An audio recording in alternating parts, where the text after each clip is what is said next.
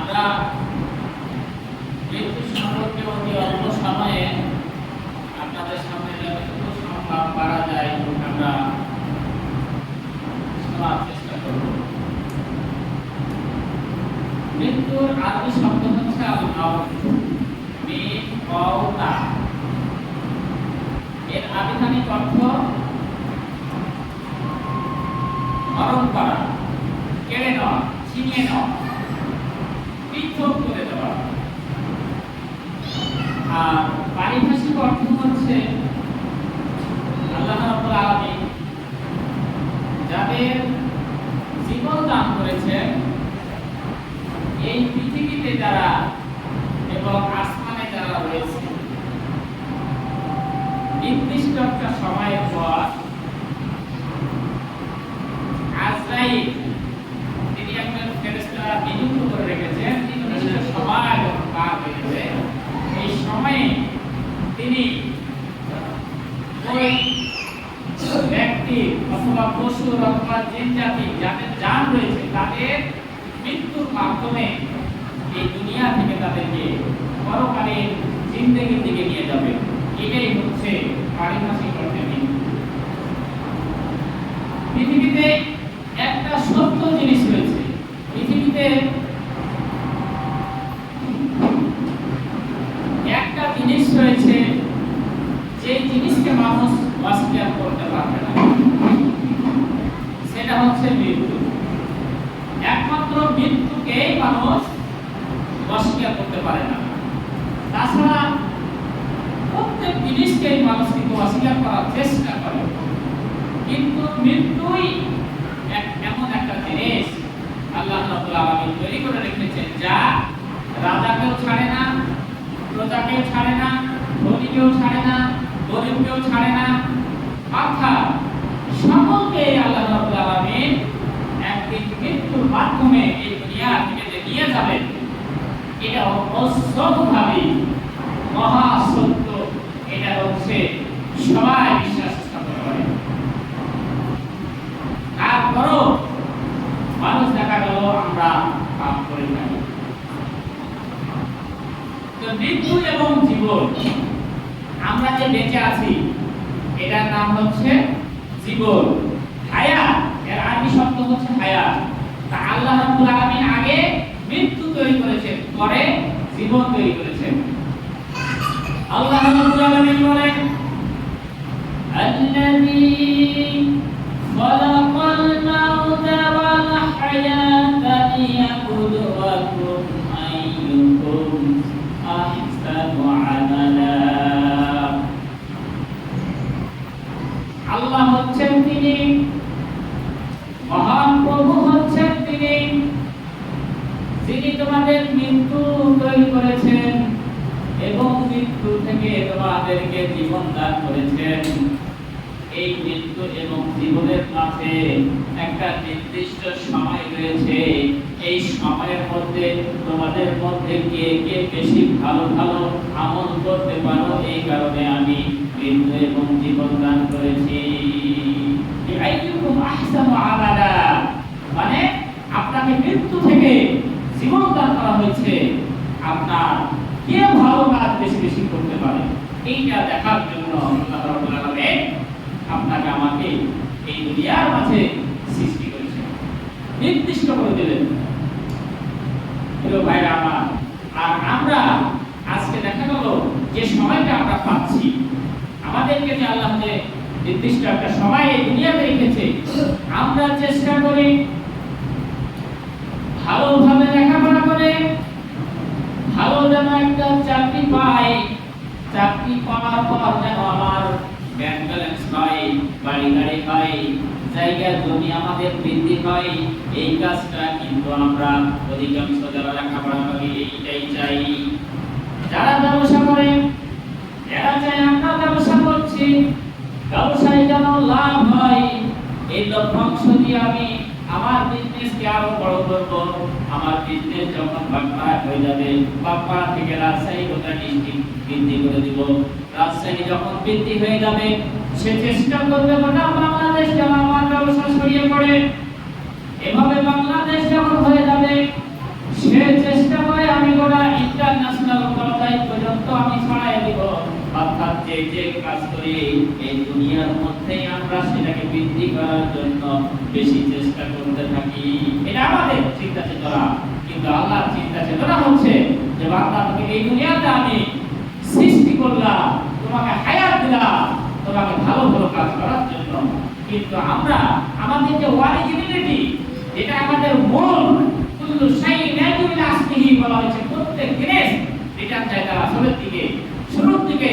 আপনাকে যেহেতু মৃত্যু থেকে নিয়ে আসা হয়েছে, আবার ওই মৃত্যুর দিকে আপনাকে আমাকে নিয়ে যাওয়া হবে। এই জন্য যারা এই দুনিয়াতে আল্লাহ তাআলা এই কথাকে ভাইলেশন করে, এই কথাকে অ্যাভয়েড করে, যারা দুনিয়াতে বাড়ি গাড়ি করার ধান্দা করে, মৃত্যুকে ভুলে গেছে, আল্লাহ রাব্বুল আলামিন তাদেরকে ধমক দিয়ে সূরা বাকারার মধ্যে বলছেন, কাইফা তাকফুরুনা বিল্লাহি ওয়া কুনতুম আমওয়াতান ফাআহইয়াকুম সুম্মা ইউমীতুকুম সুম্মা ইউহয়ীকুম সুম্মা ইলাইহি তুরজাউন। আল্লাহ রাব্বুল আলামিন বলেন, বান্দারে, কিভাবে তুমি তোমার রবের সঙ্গে কুফরি করতে পারলে? তোমার রবের সঙ্গে কিভাবে তুমি পাপকারী করতে পারলে? অথচ তুমি ছিলে মৃত্যু, ওই মৃত্যু থেকে তোমাদেরকে আমি জীবন দান করেছি। আবার এই দুনিয়াতে তোমরা কিছুদিন অবস্থান করবে, কিছুদিন অবস্থান করার পর আবার তোমাদেরকে আমি আল্লাহ মৃত্যু ফাটাবো। মৃত্যু ফাটার পর তোমাদের জিন্দেগিতে কিছুদিন তোমাকে রাখবো, তারপর আবার হাসরের ময়দানে সব মানুষকে আমি আবার একত্রিত করব। কিভাবে তোমরা আমার সঙ্গে কুফরি করো? তোমরা জানছো যে তোমরা ছিল নিষ্প্রাণ, তোমাদের অস্তিত্ব বলতে কোনো ছিল না।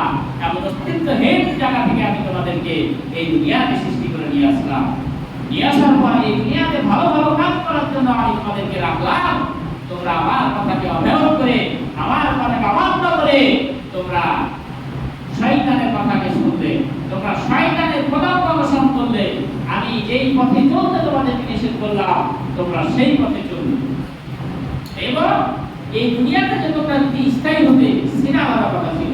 তোমরা এই দুনিয়াতে স্থায়ী না, তোমাদেরকে এই দুনিয়া থেকে যেতে হবে। মানুষ একমাত্র মৃত্যুকে কেউ অস্বীকার করতে পারবে না। আল্লাহ রাব্বুল আলামিন বলেন, কুল্লু নাফসিন যায়িকাতুল মাউত। প্রত্যেক নাফসের, প্রত্যেক জীবনওয়ালা প্রাণীর, যাদের জীবন দান করা হয়েছে, প্রত্যেক জীবনওয়ালা প্রাণীর জান কবজ করা হবে। এতে কোনো লা শাক্কা ফীহি লা রাইবা ফীহি, এর মধ্যে কোনো সন্দেহ অবকাশ বলতে কিছু নাই। যাদের জীবন রয়েছে তাদের একদিন মৃত্যুর স্বাদ গ্রহণ করতেই হবে। এই কথাটা সূরা আল ইমরানে বলা হয়েছে, সূরা আম্বিয়াতে বলা হয়েছে, সূরা আনকাবুতে বলা হয়েছে যে তোমাদের মৃত্যু স্বাদ গ্রহণ করতেই হবে। সূরা আনকাবুতে সুন্দর করে বলছেন, বাবা জাআলনা লিবাসান মিন ক্বাবলিকাল খুলদ আফা ইন মিত্তা ফাহুমুল খালিদুন।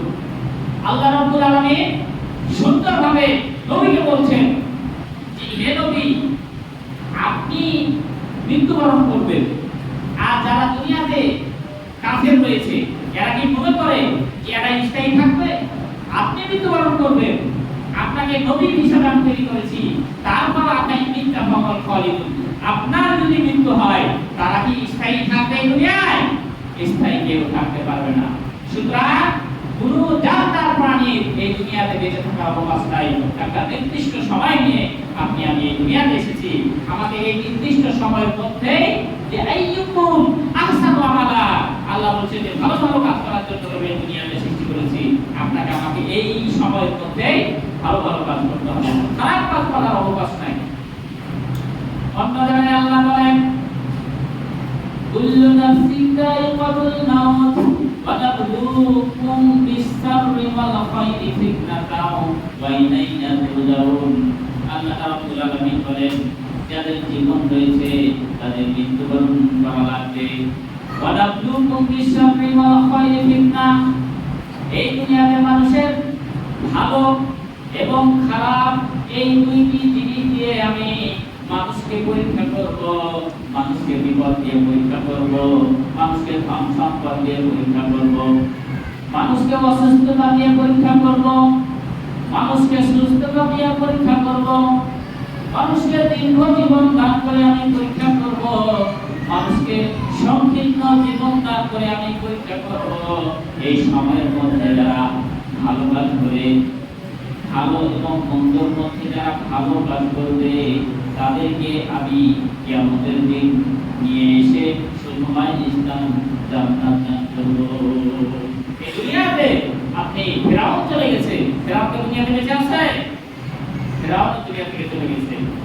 ফেরাউনের সঙ্গে তিনি এসেছিলেন আল্লাহর নবী, তিনি ছিলেন হযরত মূসা আলাইহিস সালাম, তিনিও দুনিয়া থেকে চলে গেছেন। হযরত মূসা আলাইহিস সালাম মৃত্যুর কথা মানুষকে বলেছিলেন, মানুষকে ভালো ভালো আমল করার জন্য বলেছিলেন। যারা শুনেছিল তারা যাবে জান্নাতে, আর যারা শুনে নাই, ফেরাউনের সঙ্গে যারা বিদ্রোহ করেছিল, এরা যাবে জাহান্নামে। হযরত ইব্রাহিম আলাইহিস সালাম মানুষদেরকে জান্নাতের পথে ডেকেছিল। যারা ইব্রাহিমের কথা শুনেছিল তারা যাবে জান্নাতে, আর যারা নমরুদের কথা শুনে জাহান্নামের কাজ করেছিল নমরুদের সঙ্গে, তারা যাবে জাহান্নামে। তার মানে কি, মৃত্যু আপনাকে আমাকে তৈরি করা হয়েছে শুধু ভালো কাজ করার জন্য।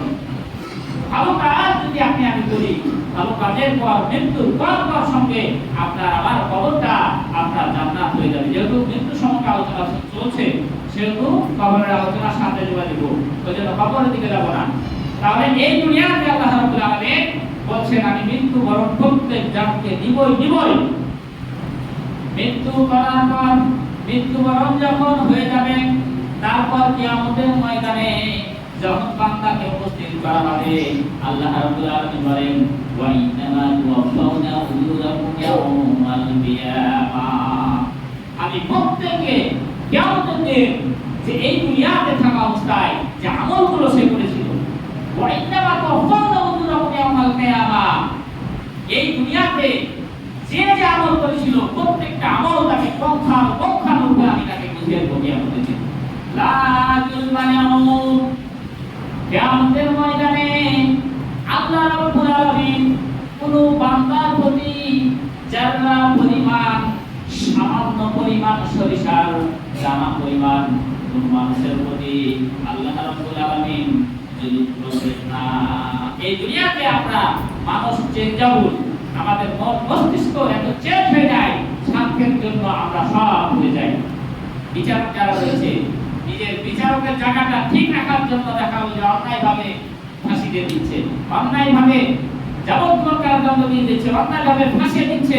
আমাদের সমাজে যারা বড় মাতব্বর রয়েছে, যারা বিচার পায়চারা করে বেড়ায়, দেখা হলো জানছে যে অন্যায় করছে, দেখা হলো যে বিবাদের কাছে টাকা খেয়ে তার অন্যায়টাকে ন্যায় করে চালিয়ে দিচ্ছে। যাদের যোদ্ধা মাইকি যায় লাখ লাখ যোদ্ধার বন্দুকটা রক্তের বদলে রক্ত, ওই জাহিলিয়াতের যুগে, আয়ামে জাহিলিয়াতের যুগে যে নীতি ছিল যে সত্যের ভক্ত নরনার্য, যখন কোন ধনীরা অপরাধ করত তখন তাদের কোনো বিচার হতো না, আর যখন গরিবেরা যখন অপরাধ করত পক্ষানুরূপে তাদের উপর বিচার ফায়সালা করা হতো।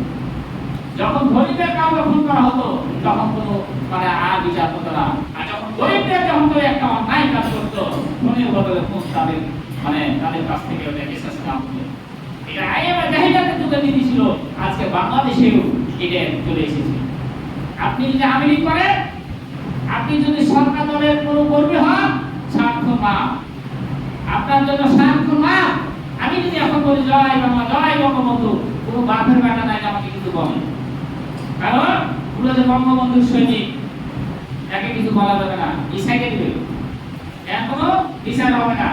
এর যদি আপনি যদি বঙ্গবন্ধু বাদ দিয়ে যদি আর কাউকে নাম দেন, বাংলাদেশের অন্যান্য যত দল রয়েছে, আপনাকে সঙ্গে সঙ্গে কোন সালে যে আসামি বানাবে আপনি নিজেও জানতেন না। ৭১-এর না ৫২ না ৪৭-এর না কোন দিকের যে আপনাকে আসামি বানাবে আমি নিজেও বলতে পারবো না।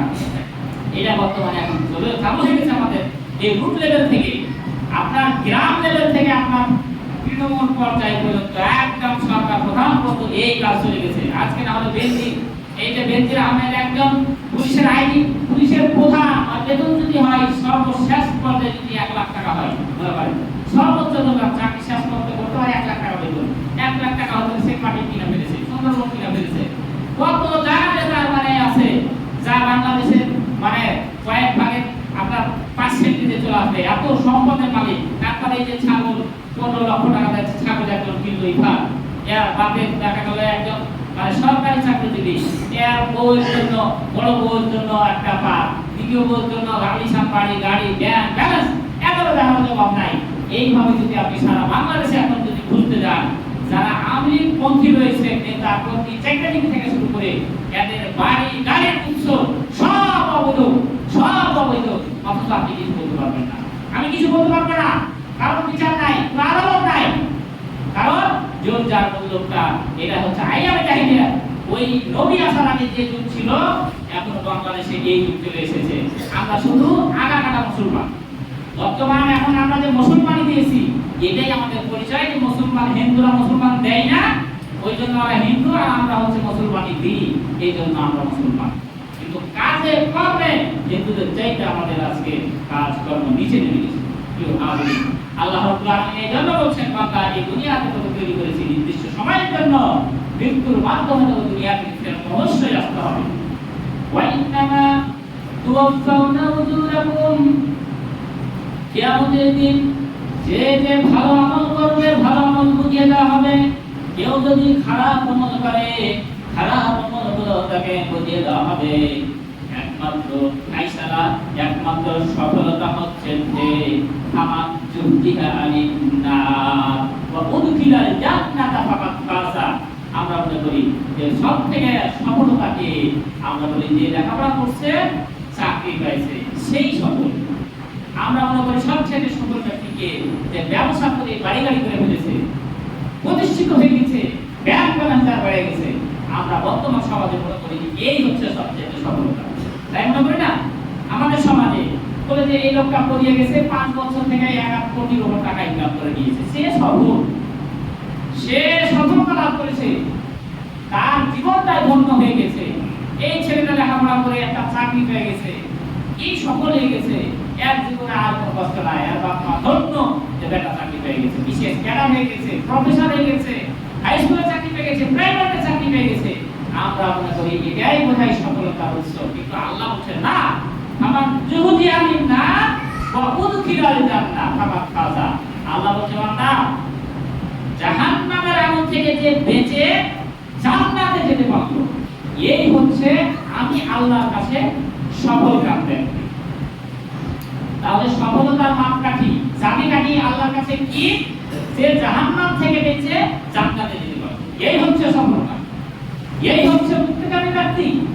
আপনি চাকরি পেয়েছেন, আপনি বাড়ি গাড়ি করেছেন, আপনি ব্যাংক ব্যালেন্স করেছেন, আপনি কোরিয়া নিয়ে কোটি কোটি টাকা ইনকাম করেছেন, আল্লাহ বলেন আমার কাছে এই সফলতা না। ওয়ামাল হায়াতুদ দুনিয়া ইল্লা মাতাউল গুরুর। আল্লাহ বলছেন বান্দা, এই দুনিয়াটা হচ্ছে খেল তামাশার একটা জায়গা। এই দুনিয়া হচ্ছে একটা ফুটবল খেলার মাঠ যেমন রয়েছে, ওই মাঠে যেমন আজকে বাংলাদেশ আফগানিস্তান খেললো, কালকে ইন্ডিয়া আফ্রিকা খেললো, পরশুদিন অস্ট্রেলিয়া ইংল্যান্ড খেললো। একটা ফিল্ড রয়েছে, ওই ফিল্ডে এক এক সময় এক এক টিম খেলবে। এই দুনিয়াটা হচ্ছে এক একটা খেলার ফিল্ড। একটা স্টেডিয়ামে নির্দিষ্ট কোনো টিম কি খেলে, আজকে একটা ম্যাচ হলো, আবার 2 দিন পর আরেকটা ম্যাচ হতে পারে, আজকে আমাদের খেলা হলো, কালকে আরেকটা খেলা হতে পারে। মানে খেলার জায়গাটা একটাই, কিন্তু বিভিন্ন টিম বিভিন্ন সময় ওখানে কিন্তু খেলতে আসে। 90 মিনিট খেলতেছে, 20 হলে আরো কমে খেলতেছে, টেস্ট হলে আরো বেশি খেলতেছে, ফুটবল খেলতে 90 মিনিট করে খেলা শেষ হয়ে যাচ্ছে। তার মানে কি খেলা চলতে আছে, শেষ হতে আছে, আবার হতে আছে, আবার শেষ হতে আছে, কিন্তু জায়গা থাকছে, স্টেডিয়ামই থাকছে। এই দুনিয়ায় আপনি আদম আলাইহিস সালাম থেকে শুরু করে এখন পর্যন্ত বলেন দুনিয়াতে কত মানুষ আসলো, এই দুনিয়াতে কত মানুষ এসেছে।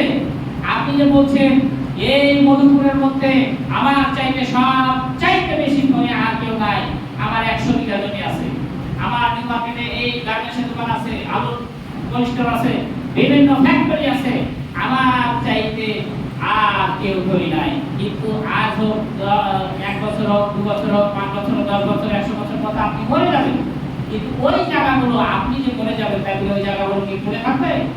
আপনার জায়গাতে আর কেউ মালিক হয়ে যাবে, আপনার সন্তান হবে, আপনার ভাই হবে, আপনার ভাতিজা হবে, হবে তো ওরা দলিল হবে, ওদের জমিগুলো হয়ে গেল। তাহলে জমি থাকলো, মানুষ দুনিয়া থেকে চলে গেল। এই জন্য আল্লাহ রাব্বুল আলামিন বলেছেন ওয়ামা হাযিহিল হায়াতুদ দুনিয়া ইল্লা লাহবু ওয়া লা'iবুন ওয়া ইন্নাদ দারাল আখিরাতা লাহিয়াল হায়াওয়ানু লাউ কানু ইয়ালামুন। এই দুনিয়া হচ্ছে খেল তামাশা ছাড়া কিছু জায়গা নয়। এই দুনিয়াটা হচ্ছে একটা রঙ্গ তামাশার মঞ্চ। এই তামাশা মঞ্চে এক এক সময় এক একটা মঞ্চের নাটকের নাট্যকার আসে। আপনি আমি আপনি মঞ্চের নায়িকা। 50 বছর পর 100 বছর পর এই মসজিদে অন্য কেউ আবাদ করবে, আরো 100 বছর পর এই মসজিদে আর কেউ আবাদ করবে।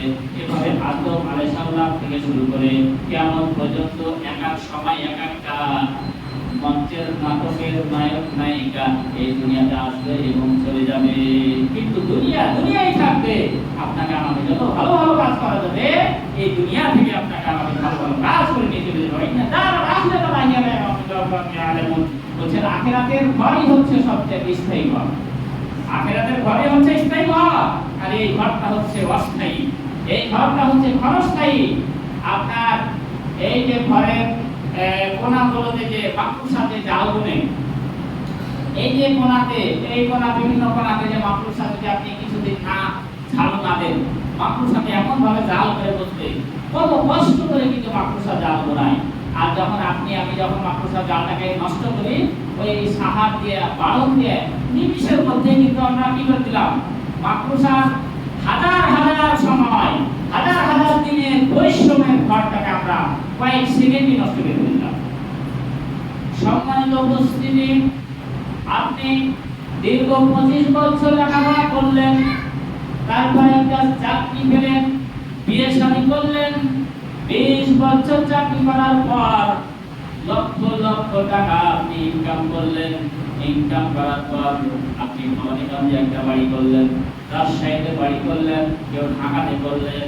কিন্তু আল্লাহ তাআলা বলছেন এই মাকড়সার জাল যেমন আপনার বাড়িতে এত তীক্ষ্ণ, কিয়ামতের ময়দানের মুখ যখন কিয়ামতের জন্য যখন হযরত ইসরাফিল আলাইহিস সালাম ফুৎকার দিবে, এই 100-150 তলার বিল্ডিং গুলো বালুর ঘর যেমন নিমিষে উড়ে যায়, ওই তালা বিল্ডিং গুলো বালুর মতন নিমিষে উড়ে যাবে।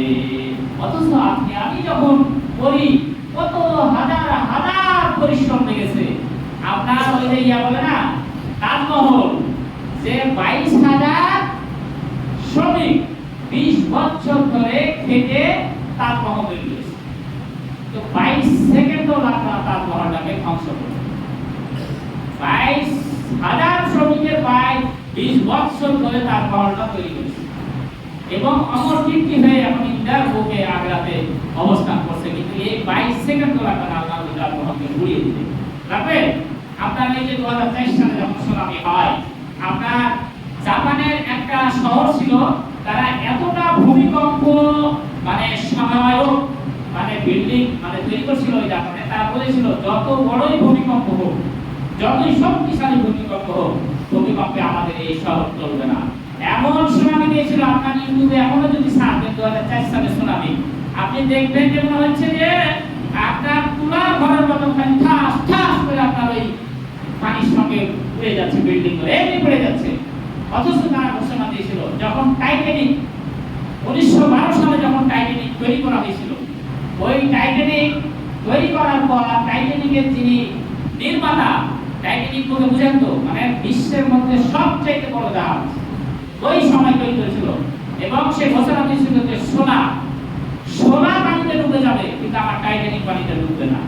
আল্লাহ রাব্বুল আলামিন যখন ক্যালিফোর্নিয়া থেকে লস অ্যাঞ্জেলেস যখন যাচ্ছিল, প্রথম যাত্রাতে বরফের পাহাড়ের সঙ্গে আপনার ভূমধ্য সাগরে কি হয়ে গেল, ডুবে গেল। বরফের পাহাড়ের সঙ্গে ধাক্কা লেগে, অথচ সেই ঘোষণা করছিল যে সোনা ডুবে যাবে কিন্তু আমার টাইটানিক ডুববে না। এতটা মানে কনফিডেন্সের সঙ্গে, আত্মবিশ্বাসের সঙ্গে সে বলছিল। সম্মানিত উপস্থিতি, আল্লাহর কাছে কিছুই না। এই দুনিয়াটা হচ্ছে ক্ষণস্থায়ী। এই দুনিয়াতে আপনাকে আমাকে স্থায়ী ভাবে রাখা হয়নি, অস্থায়ী ভাবে, খুবই সামান্যর জন্য। আল্লাহ রাব্বুল আলামিন বলেন, লিকুল্লি উম্মাতিন আজাল ফাইদা জাআ আজালুহুম লা ইস্তাখিরুনা সাআতান ওয়া লা ইস্তাকদিমুন। প্রত্যেক জাতির জন্য, প্রত্যেক ব্যক্তির জন্য, প্রত্যেক উম্মতের জন্য একটা নির্দিষ্ট সময় রয়েছে। ফাইদা জাআ আজালুহুম লা ইস্তাখিরুনা সাআতান, যখন নির্দিষ্ট সময় চলে আসবে তখন তাকে 1 মিনিট আগেও মৃত্যুবরণ করা হবে না এবং 1 মিনিট পরেও তাকে অবকাশ দেওয়া হবে না। নির্দিষ্ট সময়ে তাকে এই দুনিয়া থেকে বিদায় করে দেওয়া হবে। ওয়ালাইকু আখিরাল্লাহু নাফসান ইযা জাআ আজালুহু লা ইস্তাখিরুনা সাআতান ওয়া লা ইস্তাকদিমুন। আল্লাহ তাআলা বলেন, যখন বান্দার সময় যখন ঘনিয়ে চলে আসবে তখন 1 সেকেন্ড তাকে আগে করা হবে, 1 সেকেন্ড পরে করা হবে না। নির্দিষ্ট সময়ে, জাস্ট সময়ে দুনিয়া থেকে আপনাকে বিদায় করে দেওয়া হবে। আমরা অনেক সময় বলি যে এই ছেলেটাকে যদি হোন্ডা না দিতাম, অনেক বাবা আছে না, আপনারা এই কিছুদিন আগে আপনার সামিনা পার্কের পাশে যে মোড়, যেটা বাট্টারা মন্ডমালা থেকে যেটা ওই আপনারা থেকে তোলা এই লাইনে যেটা মিলেছে, ওই একটাই ছেলে একটা ভাবে, তো সে মানে জেদ করলো হোন্ডা যদি না দাও আমি ফাঁসি দিব, এবং ফাঁসি দেওয়ার জন্য দড়ি গলায় প্রায় প্রস্তুতি নিয়ে নিয়েছে। এখন কোনো উপায় না দেখে অ্যাপাচি হোন্ডা কিনে দিল। সে দেখা গেল যে আপনাদের সামিনা পার্কের ওখান থেকে ওই যেটা বাট্টারা প্রায় 2 কিলো রাস্তা, 2 থেকে 2.5 কিলো, এত গতিতে ছাড়ছে সে তো বুঝতে পারেনি। আপনার ওই যে আমরা যে হিরো ডিলাক্স চালাই, এটা যত পিকআপ ছাড়বো, আমি আপাতত আপনার ওই পালসার এগুলো যদি পিকআপ টানি সমান আমাদের 150 সিসি মুহূর্তের মধ্যেই আপনার উড়ে চলে যাবে, আর আমাদের সময় নিতে নিতে সময় পাক। তো আপনার পিকআপ দিয়েছে আর একবারে যায় সামনে থেকে টেরা কাজ হলো, নতুন গাড়িটা কিছু দূরে একেবারে এমন ভাবে যে মারছে যে সঙ্গে সঙ্গে তার উপর দিয়ে তাকে একদম ছিটতে দিল, আর একটা পাস করে দিল টেরাকে ওই ওয়ার উপর দিয়ে হন্ডার উপর দিয়ে ছিল। তাহলে পরবর্তীতে মানুষ আফসোস করছে যে আরে যদি ছেলেটাকে আমি হোন্ডা না কিনে দিতাম তাহলে আমি করতে পারতাম, হোন্ডাটা যদি নাই কিনে দিতাম তাহলে আমার এই সোনামণি, আমার এই ছেলেটাকে হারাতে হতো না। কিন্তু আসলে তো তা নয়, আসলে ওর মৃত্যু ওই হোন্ডাতে রয়েছে, এই জন্যই সে জেদ করলো, এই জন্য জেদ করলো, বাবা তাকে হোন্ডা কিনে দিল এবং হোন্ডার মাধ্যমে তার মৃত্যু নিয়ে দিল। আল্লাহ রাব্বুল আলামিন ওই কথাটাই সুন্দর করে বলছেন যে আমরা অনেক সময় বলি যে এটা না করলে বোধহয় মৃত্যু হতো না। আল্লাহ রাব্বুল আলামিন বলেন,